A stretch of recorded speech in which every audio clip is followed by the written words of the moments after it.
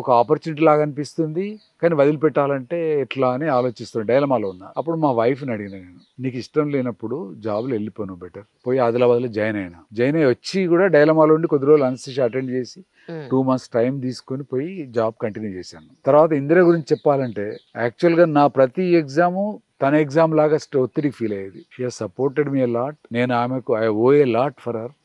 నా ప్రతి exam anatomy, physiology, biochemistry, pathology, everything, ప్రతి నా ఎగ్జామ్ ఆమె ఎగ్జామ్ లాగా తను ఉండేది. She has taken care of me. She has sacrificed her life for my growth. So నాకు అనస్థిషియాతో కొంచెం జనరల్ సర్జరీ మీద అనస్థిషియా ఇస్తుంటే చూస్తుంటే surgery was not my choice.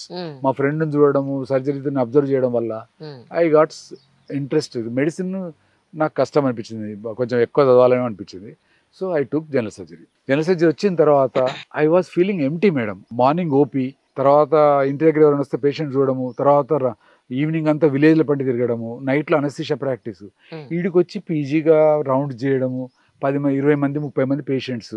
I wasting my life? Public health లో ఎంత పని ఉండేది నాకు. ఈ పీజీ వచ్చేసి నేను అసలు ఇట్ వాజ్ లిటిల్, అంటే మొదట్లో అడ్జస్ట్ కావడం చాలా డిఫికల్ట్ అయింది నాకు. తర్వాత సింక్ అయిపోయాను. నాకంటే జూనియర్స్ పీజీస్ వాళ్ళు, ఎంబీబీఎస్ లో దే ఆర్ జూనియర్స్. నేను సర్వీస్ క్యాండిడేట్ను, నేను ఆల్రెడీ అసిస్టెంట్ సివిల్ సర్జన్, నేను వీళ్ళకంటే ఎంబీబీఎస్ లో సీనియర్ అని చెప్పి ఉండకుండా truly behaved as a junior colleague to them.